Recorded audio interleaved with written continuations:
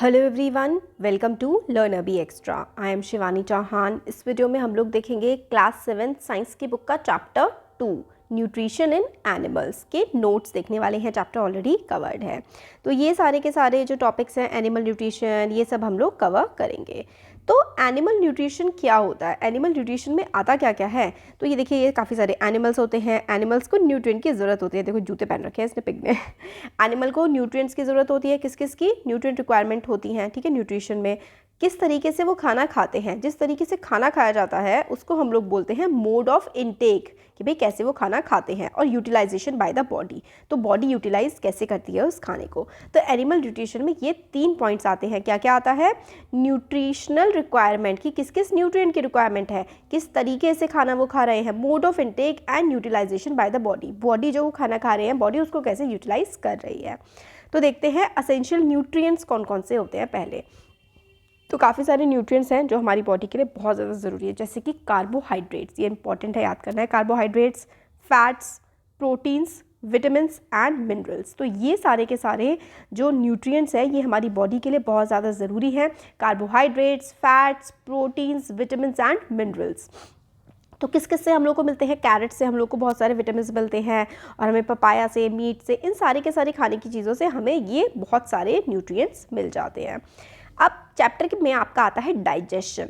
Digestion का मतलब क्या होता है? डाइजेशन का मतलब होता है खाने का पचना।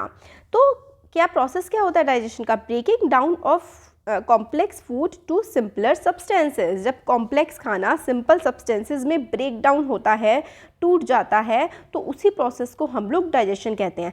कॉम्प्लेक्स सब्सटेंसेस जब सिंपलर सब्सटेंसेस में ब्रेक डाउन हो जाते हैं या टूट जाते हैं, उसी प्रोसेस को डाइजेशन हम लोग कहते हैं।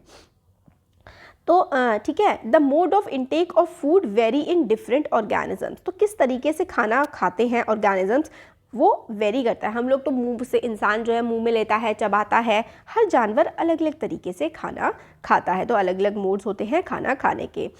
तो name the kind of food and the mode of feeding by different animals. तो ये वाली टेबल आप लोग फिल करेंगे, ये होमवर्क है आपका। और कल मैं इसको, जो वीडियो है अलग से हमारा जो कीवर्ड वाला वीडियो आएगा उसमें आपको फिल्ड मिल जाएगा, फिर भी आप लोग खुद से ट्राई करेंगे पहले।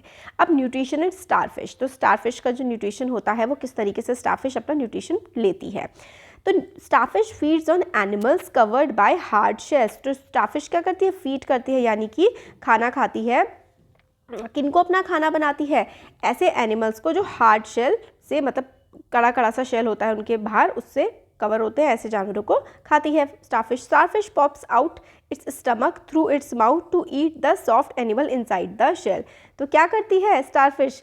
अपना स्टमक, अपना पेट बाहर निकालती है अपने मुंह से, अपने मुंह की मदद से अपना जो पेट है वो बाहर निकालती है, और जो एनिमल है उसके अंदर का, जो हार्ड शेल वाला जो एनिमल है उसके अंदर का सॉफ्ट सॉफ्ट वाला पार्ट वो खा जाती है। Stomach then goes back into the body. तो उसका स्टमक फिर उसकी बॉडी में फिर से चला जाता है। The food is slowly digested. फिर उसके बाद जो खाना है वो धीरे धीरे करके पचता रहता है। तो देखो स्टारफिश क्या करती है? अपना पेट ही बाहर निकाल देती है, और फिर उसके बाद खाना ले लेती है, फिर पेट अंदर चला जाता है और धीरे धीरे खाना पचता रहता है। देखो इतना मस्त है ना, स्टारफिश अपना पेट बाहर निकाल देती है मुंह के थ्रू खाना खाने के लिए। Steps in animal nutrition. अब न्यूट्रिशन इन एनिमल्स कई सारे वेज होते हैं, तो क्या क्या स्टेप्स होते हैं, अब हम इनके स्टेप्स देख लेते हैं कि किस किस स्टेप में किस तरीके से एनिमल जो है न्यूट्रिएंट्स अपने लेता है। सबसे पहले एनिमल क्या करता है? इनजेस्ट करता है, यानी कि अपना खाना मुंह में लेता है। Method of obtaining food by animal किस तरीके से फूड को ऑब्टेन करता है उसको हम लोग कहते हैं इंजेशन। हम लोग हाथ से अपने मुंह में खाना डालते हैं, तो इसको हम लोग कहेंगे इंजेस्ट कर रहे हैं। फिर उसके बाद खाना एक बार हमारी बॉडी में चला गया, जब एक बार खाना बॉडी में चला जाता है उसके बाद खाने को हम क्या करते हैं? उसके बाद हम करते हैं डाइजेस्ट। डाइजेशन होता है second step. Breaking down of complex food into simpler molecule. फिर जो कॉम्प्लेक्स फूड हम लोगों ने लिया होता है उसको सिंपलर मॉलिक्यूल्स में कन्वर्ट करते हैं, उस प्रोसेस को डाइजेशन कहते हैं।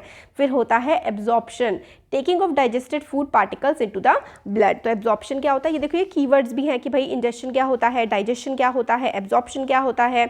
ये सारे के सारे एक एक छोटी छोटी सी लाइंस में भी आप लोगों को याद होने चाहिए। तो इंजेस्ट मतलब खाना अपने बॉडी में लेना, डाइजेस्ट मतलब उसको पचाना। कॉम्प्लेक्स फूड को जब हम लोग सिंपलर मॉलिक्यूल्स में कन्वर्ट कर देते हैं तो उस प्रोसेस को हम लोग डाइजेशन कहते हैं।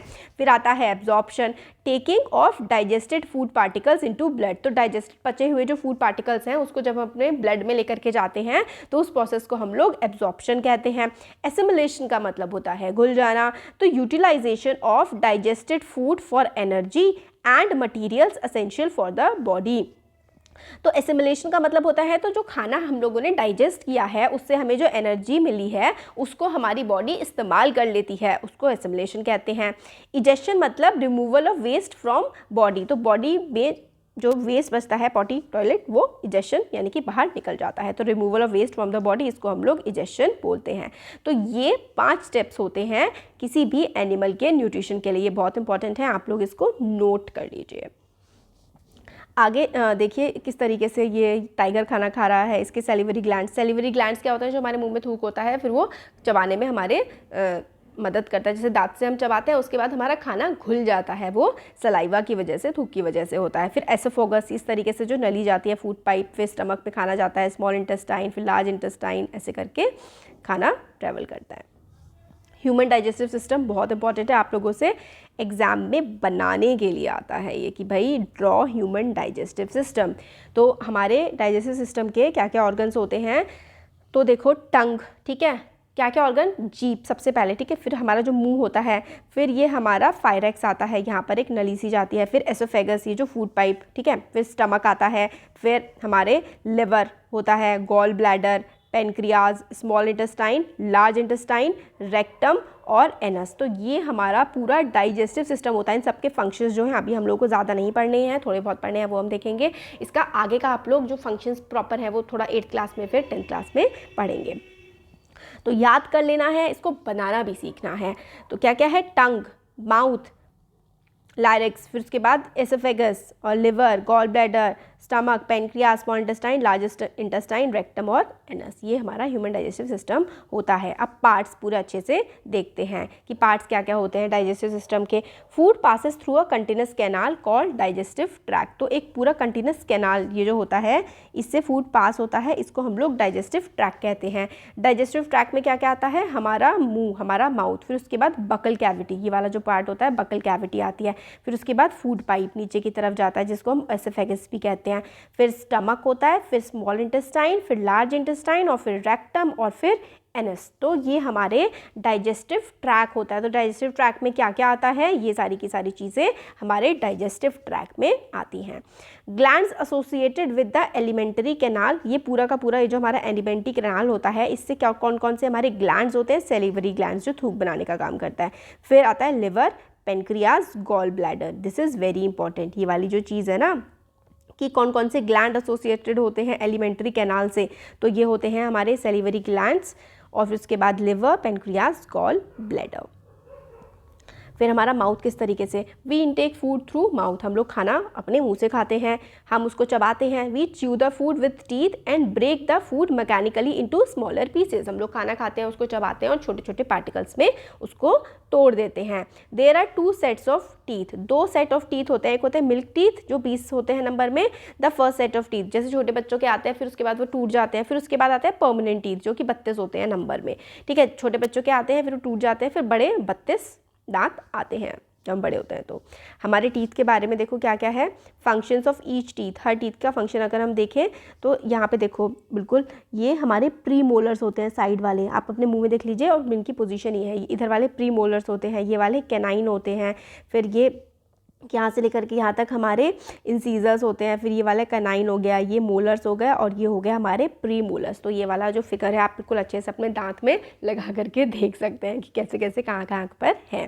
फंक्शंस ऑफ ईच टीथ, जो इंसाइजर्स होते हैं, इंसीजर्स होते हैं, incisors to cut the food like a scissor, तो सिजर की तरह थोड़े पैने पैने से होते हैं इंसीजर्स, इनको फूड को हमारे काटने का काम करते हैं। Canine two tier the food like a fork, जैसे फोर्क होता है ना, जो ये होता है ना जिसमें 3 पैने होते हैं, फोर्क की तरह वो काटने का काम करता है, ठीक है, जो हम जिससे चाउमीन खाते हैं फोर्क होता है। जो हमारा कैनाइन होता है वो हमारा टीथ को फोर्क की, हमारा टीथ कैनाइन जो होते हैं फूड को फोर्क की तरह काटने का काम करता है। Premolars and molars to grind the food, मतलब जैसे मिक्सिंग में ग्राइंडिंग होती है ना, बिल्कुल बारीक बारीक कर देते हैं, वो काम होता है प्री मोलर्स का।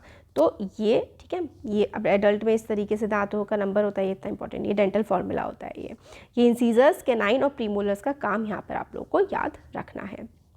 टूथ डिके क्या होता है, यानी कि हमारे दांत सड़ भी जाते हैं, तो एनिमल हमारा डिके होता है। स्टेप्स ऑफ टूथ डिके क्या क्या होता है, left over food in the mouth, मतलब अगर हमारा बचा हुआ खाना मुंह में रह जाए और अच्छे से हम साफ़ ना करें तो वो सड़ने लगता है। Bacteria break down the sugars, और जब वो खाना सड़ रहा है तो उसमें ना कुछ जो शुगर्स प्रेजेंट होते हैं, बैक्टीरिया उसको ब्रेक डाउन करते हैं, फिर वो बैक्टीरिया एसिड प्रोड्यूस करते हैं। ये एसिड जो है एनिमल, ENEMEL, ठीक है, ये जो एनिमल है इसको जो है एसिड जो है डैमेज कर देता है एनिमल को, और फिर टूथ डिके स्टार्ट हो जाता है।